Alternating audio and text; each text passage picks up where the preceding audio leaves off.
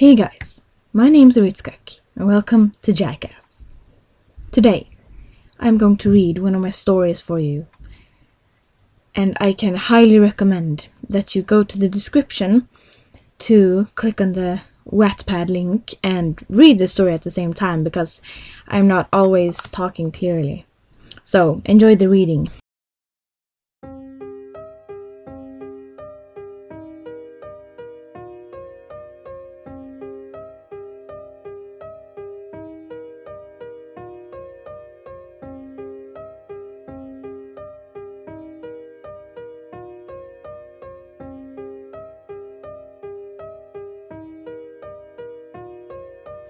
The story I'm about to tell you is the one with a happy ending.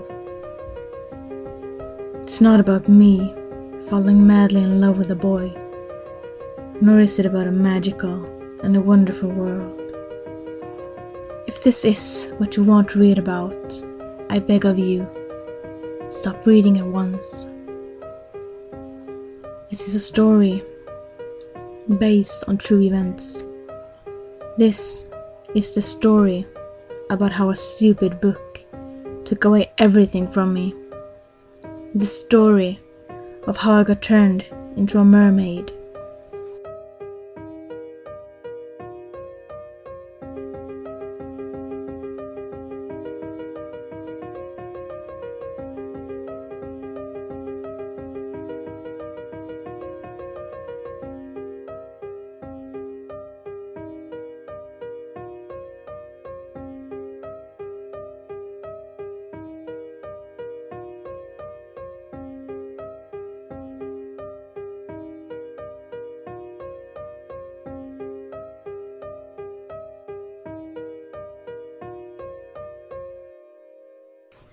Chapter 1. The smell of chlorine felt like acid in my nose, and my throat clenched, making it almost impossible for me to breathe. The sound of laughing children and water being splashed everywhere gave me a headache. I hated the public pools, and I hated to be around people. I felt as if everybody was watching me, and so they did. It's not normal to visit the pools fully dressed. "Mom, do I really have to do this?" I asked, as we walked toward the swimming instructor. "Alyssa, what do I always tell you?" Her motherly deep voice instructed me. I sighed loudly. "Mother knows best," I answered her. She nodded victoriously. "You know," I started, and she looked at me. "You haven't always told me that.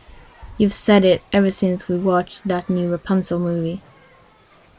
"Ah, yes, Tangled. Really good for children's movie. Sad, yet filled with humor and excitement." I shook my head and crossed my arms. Soon we had reached the older man, wearing a light blue uniform. Around his neck, a grey whistle dangled in a silver-colored twine. His once dark brown hair had several visible white highlights in it, and his roughly shaped face was filled with wrinkles. "You must be Mrs. Franklin," he said with a slightly hoarse voice, and shook my mother's hand. She smiled politely. "Yes, that is me. This is my daughter, Alyssa, the girl I called about." She gestured towards me, but the man's eyes didn't leave my mother. I rolled my eyes at him. "Unfortunately, my father, Mrs. Franklin's husband, couldn't come with us today," I said and stepped in front of my mother. This forced him to finally let his almost black eyes turn to me, and he examined me from head to toe. "Oh, of course, yes. You're interested in joining the swimmers team, am I right?" he asked, and I nodded gently. I used to be in the swimmers team in my old city too. "I couldn't have guessed," he said, and took a seat in a nearby chair. "How come?" Mother asked. He chuckled. Swimmers are to be as skinny as possible, as flat-chested as possible, and almost completely without curves, he explained. I frowned. Did you just call me fat? I asked. I have never heard of a swimmer wearing glasses before. He completely ignored my question. I wear contacts when I swim, I explained. Okay then. If you claim to be a skilled swimmer already, then what are we waiting for? I guess you have your own swimsuit, goggles and bathing cap. I nodded. Good! Training is every Monday, Wednesday and Friday at 6 p.m. sharp. That means I will see you tomorrow, young lady. I once again nodded and turned my back to him. I needed to get the hell out of this noisy place. Thank you so much, Mr. My mother said as she grabbed his hand formally. Mr. Smith, he said. Mother nodded sharply and turned around to follow my lead, and we got the hell out of there. The trip home went fast, since we only lived a couple of blocks away from there. We didn't speak a word during the whole trip. We never did. We had only been living there for about a week. My mother and father simply got tired of their rising fear of the many tornadoes that occasionally hit Lincoln. Even though we lived close to downtown, and we were lucky enough to have never come across one of them, my mother simply couldn't take it anymore. She was a real neurotic. I still remember the empty feeling I got after she told me about her plans. I had never heard about Hopetown before that day. Mom explained it was a small tropical island in the Bahamas, known for the many dolphins swimming around in the huge coral reef, and also known by the many hurricanes. I didn't know why my mother felt no fear against them. I missed my few close friends in Lincoln. The only reason I followed my parents was because of how easy it would be to reach the sea. I had always loved the sea. I also thought that the island would have a lack of humans living on it. I couldn't have been more wrong. I had no clue that I would never see my friends again, though that wasn't going to be my biggest problem. I threw myself on the bed and exhaled loudly. Alyssa? My father called from downstairs. What? I yelled, maybe a bit too hard. I loved my father. He had always been so kind towards me, not like my harsh mother. I'm going to visit the local markets. Do you want to come with me? He asked. My stomach twisted and nausea hit me, though only during a blink of an eye. The local market always involved a lot of people, screaming and trying to desperately sell their stuff, pushing me, staring at me, laughing at my hair. Come on, sweetie, I'll buy you anything you wish for me to buy. And I've heard that there will be a huge collection of English books. I smiled. I loved books. Be down in a minute, Dad. I quickly jumped out of my bed and ran into my own bathroom. After a quick visit to Mr. Toilet, I washed my hands and looked at my reflection in the mirror. My really short black hair almost covered my eyes. My dark brown eyes. The round shape of my head didn't match my small nose and thin lips. My eyebrows had a good natural shape, and I never needed to pluck them. I wouldn't have done it anyways. I had never been a person who cared about her appearance, and I would never become one either. I never wore makeup, and I never cared about my diet or clothing. Sure, I had some fat on my body. My stomach showed whenever I sat down, and my thighs rubbed against each other when I walked. It didn't bother me at all. I raced down the stairs and smiled at my father. He smiled back and opened the door. You ready, Pumpkin?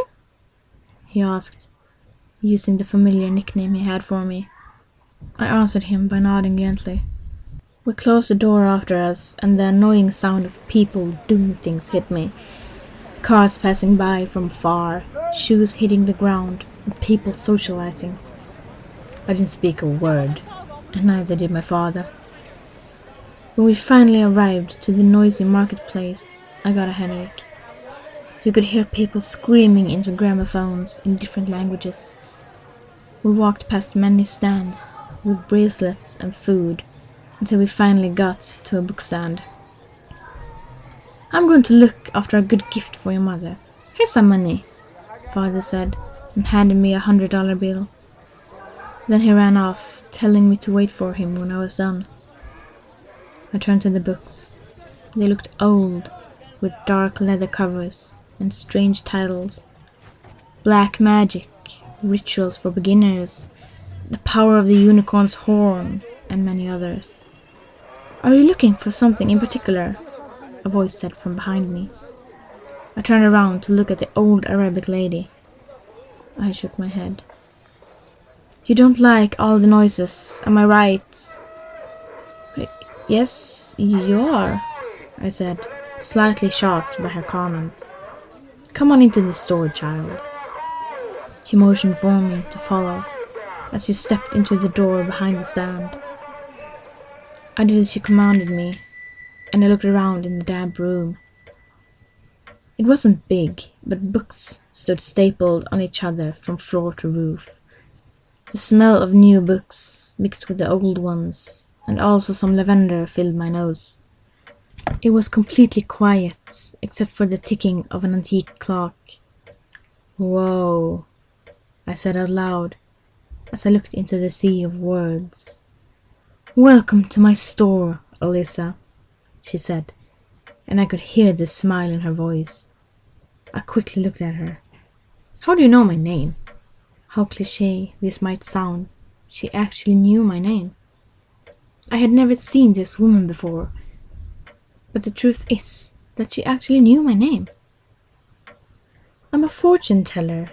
I can judge by your eyes and then know your name and story." When I didn't say anything, she continued, "I can also judge what book might be of interest for you.